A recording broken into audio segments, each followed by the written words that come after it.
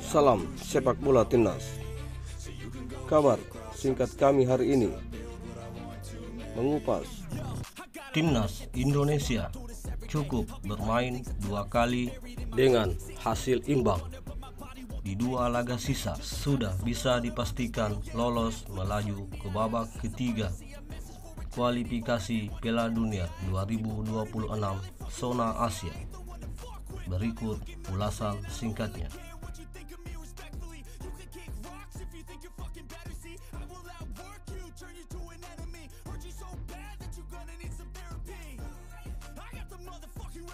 Melirik dari pencapaian Timnas Indonesia di ranking FIFA April tahun 2024, yang menjadikan Timnas Indonesia satu-satunya tim nasional yang memperoleh kenaikan peringkat yang terbesar di periode kali ini, menjadi perhatian sepak bola dunia, tak terkecuali induk sepak bola dunia FIFA, atas hasil dan pencapaiannya sejauh ini.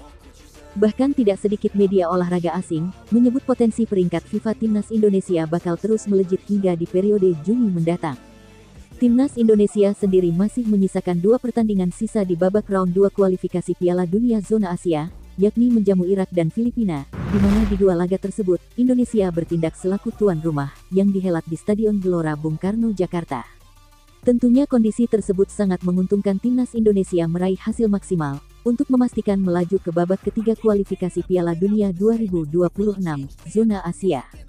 Namun demikian, jika melihat peluang Timnas Indonesia melaju ke babak ketiga kualifikasi Piala Dunia sejatinya hanya bermain 2 kali hasil imbang, dengan total poin akhir yakni poin 9, sementara Vietnam di posisi 3 klasemen grup, meski mengalahkan Irak di kandang Singa Mesopotamia, dan menang besar atas Timnas Filipina, maka poin akhir Vietnam sama dengan Indonesia, yakni poin 9.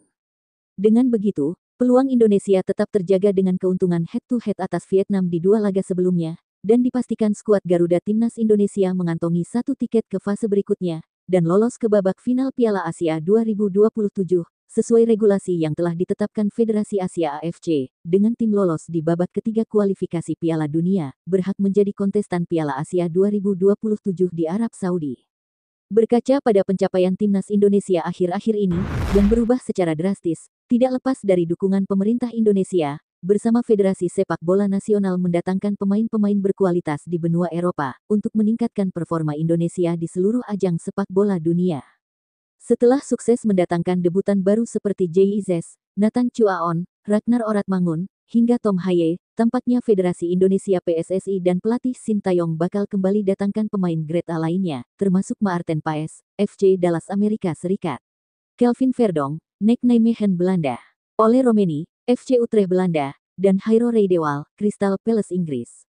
Mereka dikabarkan akan segera menuju Indonesia, untuk mengikuti serangkaian proses naturalisasi dan perpindahan kewarganegaraan Indonesia, dan membela merah putih di 2 laga sisa Timnas Indonesia, pada Juni mendatang. Di tempat terpisah, skuad Garuda Timnas Indonesia U23, yang juga dinahkodai Sintayong saat ini berada di Dubai dalam agenda pemusatan latihan sebagai rangkaian pemantapan skuad Timnas Indonesia U23 menatap gelaran Piala Asia U23 di Qatar pada tanggal 15 April mendatang.